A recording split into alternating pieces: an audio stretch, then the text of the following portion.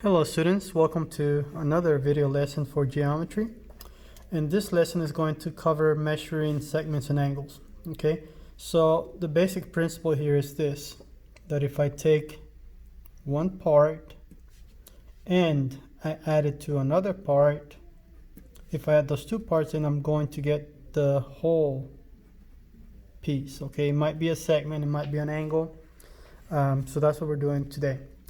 So let me start you off with the segment addition postulate. If you need to pause the video so you can copy this and then press play so that you can continue with the notes, my advice is go ahead and do so. Segment addition postulate says that if A, B, and C are collinear and B is between A and C, then AB plus BC is equal to AC. Now, I know this is just a bunch of words. Don't forget word here. This is one of the vocabularies on the first video. Collinear meaning they have to be on the same line. So to make it visual, what I'm going to do is I'm going to draw a segment. Okay, this is going to be one endpoint. That's another endpoint. And it says that B is between A and C, so that means A is an endpoint and C has to be the other endpoint, and B can be anywhere between A and C. So let's say B is there. All right, so what this is saying is that if I take AB, which is this segment here, right, and BC, which is this segment, okay, if I add them, I'm going to get back the whole segment, which is AC. So that's all this is saying. Okay, this is in words, this is a diagram. Let's go on to the next one. The next one is called the segment addition postulate. And postulate, let me just mention that postulate just means something that we accept as a fact. So it's a truth, it's something that we don't have to prove. We just assume that it's true and we use it to help us solve problems. So what this one says is that if point B is in the interior of angle AOC, then angle AOB plus angle BOC is equal to angle AOC. Again, part plus part is equal to the whole. So let me draw a diagram here to help us visualize this. So I'm going to use this margin. Okay, so this that's one side of the angle. This will be the other side. And I'm going to plot points on this angle and also the vertex. So angle AOC, that's the big angle, so this will be A. O is the vertex and C is the other point on the angle. And it's saying that B is in the interior, so B can be here or it can be anywhere. Okay, and then when I connect O and B, that's going to cut the angle into two angles. So now we have this angle and they make up the big angle.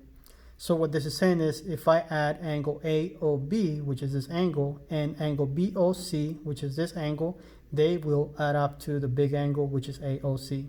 So I hope that makes sense, and if not, just watch this until you understand it, okay? Because it's going to be very important that you understand what the postulates are saying.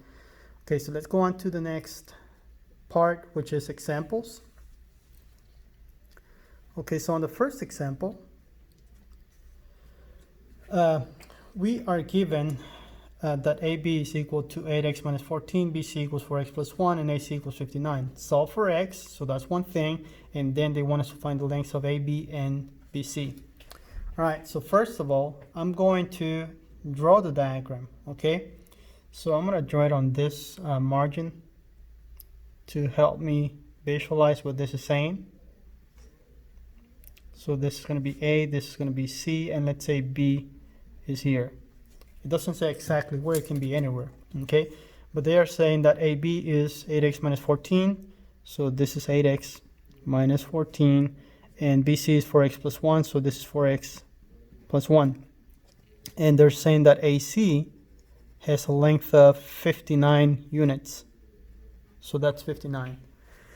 So what I'm going to do next is I'm going to make the segment addition postulate statement, which says that if I add AB plus BC, they should add up to the whole segment, which is AC.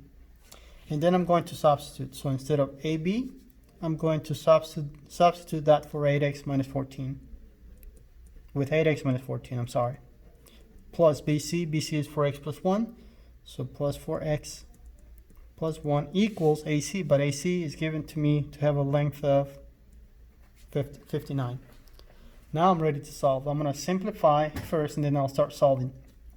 So 8x and 4x, that combines to 12x. Negative 14 and positive 1, that's negative 13. And that equals 59. Next, I'm going to add 13. Okay, so then I have that 12x equals, this is 72. And last step is I'm going to divide by 12. So then we find that x should be equal to 6. So there's the value of x, but we're not finished because they want us to find the length of AB and BC. So I'm going to find each one of them separately. So AB, I'm going to substitute for x. AB is 8x minus 14. So it's going to be 8 times 6 minus 14, which means AB is going to have a length of 6 times 8 times 6, 48 minus 14. That's equal to 34. So there we have AB. Now let's find BC. So BC is equal to 4 times 6 plus 1. Okay, 4 times 6 plus 1. So that means 4 times 6 is 24 plus 1, that's 25. So BC has a length of 25 units. And there is AB and BC and the value of x. Okay, let's go on to the next example.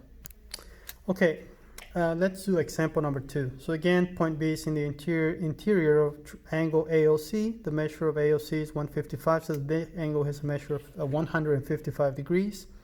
So let me draw that first. Okay, so we have something to go by visually. Okay, so this is one ray, this is the other ray, and this is the vertex. The angle is AOC, so I'm going to say A is here, that's this point. O can only be at the vertex, okay? And C is this point here. And then B is in the interior, so let's say B is, I don't know, let's say it's here. Okay, so that's point B. And then I'm going to connect O and B, and that creates the ray OB. All right, so don't forget, the concept here is if I add AOB, which is this angle, and BOC, which is this angle, they add up to the big angle, which is AOC. And they're saying that this big angle here has a measure of 155 degrees. Okay? And I'm being given that AOB, so this angle AOB has a measure, is represented by 4x minus 20. So I'm going to write that down inside of the angle. And BOC is 3x plus 14, so BOC, 3x plus 14. So I'm going to make a statement here, okay? And that statement is that angle AOB plus angle BOC equals angle AOC, which means this angle plus this angle equals a big angle. Now I'm going to substitute next. So AOB is 4x minus 20, right? So 4x minus 20 plus the other angle is 3x plus 14. 3x plus 14, that equals a big angle that has a measure of 155 degrees. Now again, I'm going to simplify by combining like terms. So 4x plus 3x, that's 7x, negative 20 and positive 14, that's a negative 6 that's left. Next, I'm going to add 6. So then I have 7x equals 161. Okay. Last, I'm going to divide by 7. And when we divide that by 7, we find that x is equal to 23. So x equals 23. All right. They also want us to find the measure of angle AOB and the measure of angle BOC. So let's find angle AOB first. So the measure of angle AOB is equal to, that's 4x minus 20, but x is 23. So 4 times 23 minus 20. 4 times 23 You can do this in your calculator if you want. So this is going to be, let's see, 4 times 20 is 80, 4 times 3 is 12, 80 plus 12 is 92, 92 minus 20, it should be 72. So that means the angle AOB has to have a measure of 72 degrees, okay? And that's the measure of angle AOB. The measure of angle BOC, that is going to be equal to 3 times the value of x, again, x is 23, and we add 14 to it. And 3 times 23, 3 times 20 is 60, 3 times 3 is 9, 60 plus 9 is 69, 69 plus 14, that's 73, 83 degrees. Okay, so this angle has a measure of 83 degrees. So if you add 72 and 83, they do it up to 155, which means our algebra here is correct. All right, let's go on to the next and last part of the lesson for today. All right, on this one, when you see midpoint or angle bisector, this is what it means. I take one part and I set it equal to the other part, and you'll see why in a moment.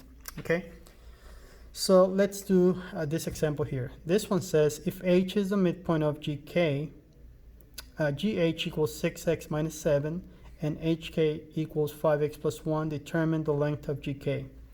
So let me draw a segment here. And this was something that was mentioned in the first video lesson, the vocabulary, okay, part.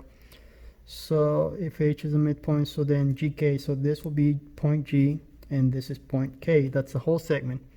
But they're saying that h is the midpoint, so it has a special position and place on the segment. So this is point H.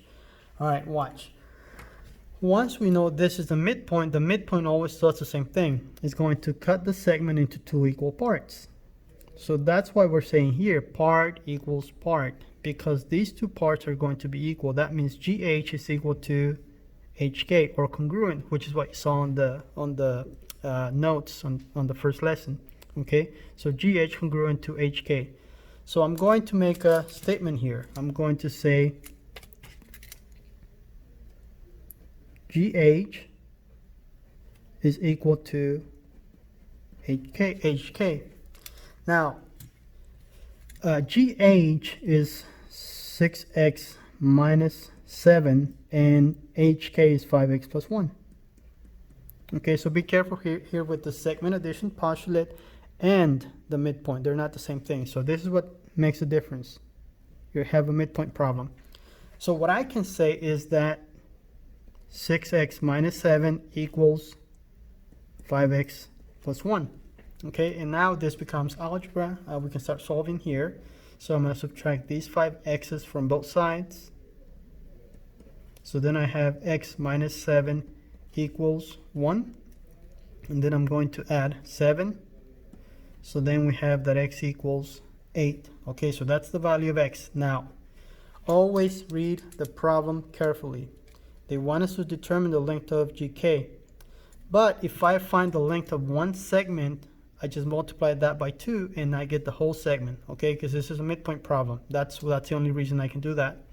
So this will be 6 times x is 8 minus 7. 6 times 8 is 48 minus 7, this is 41. Okay, so if I want to find gk, all I have to do is I say 2, okay, because this is 41. But since these 2 are equal, this one is also 41, and I'm going to multiply by 41. So GK has a length of 82 units. Okay, and that's the answer to this problem. So again, don't stop with finding the value of x. Read the question. If it's asking you to find the length of the segment, that's what you do. Okay, let's go on to the last problem. This one here. I'm going to continue with this problem on another short video. Okay, so just keep in mind you're going to watch another video to get the last problem. Thank you.